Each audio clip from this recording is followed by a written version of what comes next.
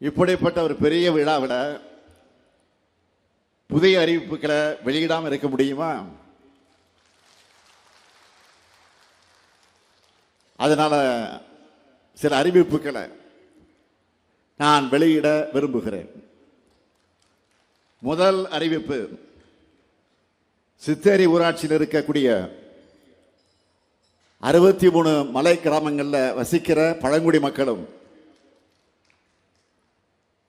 குளகம்பட்டி, சின்னாங்குப்பம், கோபிச்செட்டிப்பாளையம் உள்ளிட்ட கிராமங்களில் வாழக்கூடிய பொதுமக்களும்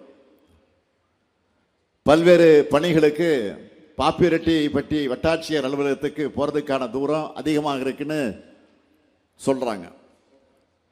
அதனால் இந்த கிராமங்கள்லாம் பக்கத்தில் இருக்கக்கூடிய அரூர் வருவாய் வட்டத்தில் இது இணைக்கப்படும். இரண்டாவது அறிவிப்பு, ஒகேனக்கல் தருமபுரியை இணைக்கக்கூடிய மாவட்ட நெடுஞ்சாலையில் தருமபுரியில் இருக்கக்கூடிய ஆட்டுக்காரம்பட்டி முதல் பெண்ணாகரம் வரை இருக்கக்கூடிய 25 கிலோமீட்டர் நீளமுள்ள சாலை பகுதி தற்போதுள்ள இருவழித்தடத்தில் இருந்து 4 வழித்தடமா 165 கோடி ரூபாய் மதிப்பீட்டில் 2 கட்டமாக மேம்படுத்தப்படும். மூன்றாவது அறிவிப்பு, நல்லம்பள்ளி ஊராட்சி ஒன்றியத்தில் பரிகரம் ஊராட்சியில் பரிக முதல் மலையூர் வரை இருக்கக்கூடிய வனச்சாலை 10 கோடி ரூபாய் மதிப்பீட்டில் தார் சாலையாக மேம்படுத்தப்படும்.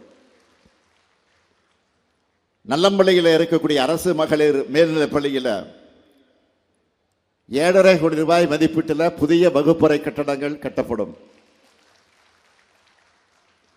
நான்காவது அறிவிப்பு,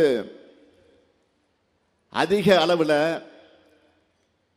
புளி உற்பத்தி செய்கிற தருமபுரி மாவட்ட விவசாயிகளுக்கு பயனளிக்கக்கூடிய வகையில் 11 கோடியே 30 லட்சம் ரூபாய் மதிப்பீட்டில் ஒருங்கிணைந்த புளி வணிக மையம் அமைக்கப்படும்.